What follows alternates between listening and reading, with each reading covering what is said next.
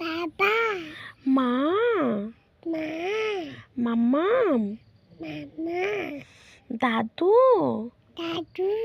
দাদা, দাদা, নানা, নানু, পুপি, মিমি, ফুয়া, মামা, ভাত, আলু, মাছ, মাংস, আম,